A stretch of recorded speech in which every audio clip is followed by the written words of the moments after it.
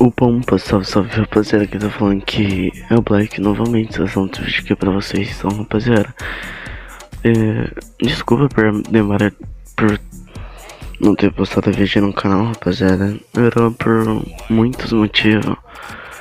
Na verdade não era nem por muitos motivos, era porque eu tava com preguiça e também eu tava meio que em recuperação, porque tinha acontecido algumas coisas comigo, rapaziada, que eu não prefiro falar sobre minha vida não, mas tipo assim, bota casual de luxo.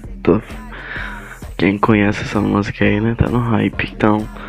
Mas continuando, rapaziada, tipo assim, um conteúdo, eu tava meio que doente, tava me recuperando um pouco, que tinha acontecido algumas coisas comigo, né, rapaziada, mas tá tudo bem hoje em dia, né, rapaziada, mas continuando, a parte realmente porque eu parei de gravar foi porque, tipo, rapaziada, não é bom você sempre ser aquela pessoa que você mata todo mundo, carrega todo mundo na costa, mano. Tipo assim, tu vai lá, ó, tu farpa, mano, caralho.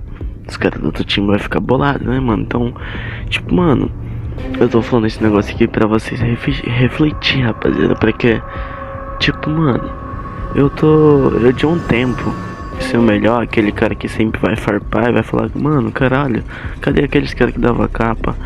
Hoje em dia, mano, eu pego aqueles youtubers no Bru, dou um pau, tipo, mandem clique os caras. Então, rapaziada, seja igualzinho eu.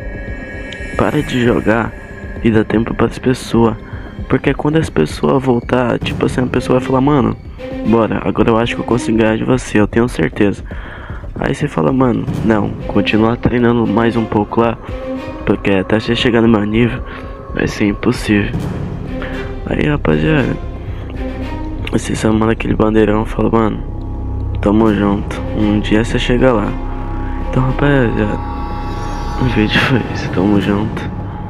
Foi um vídeo meio sem sentido, mas então é isso.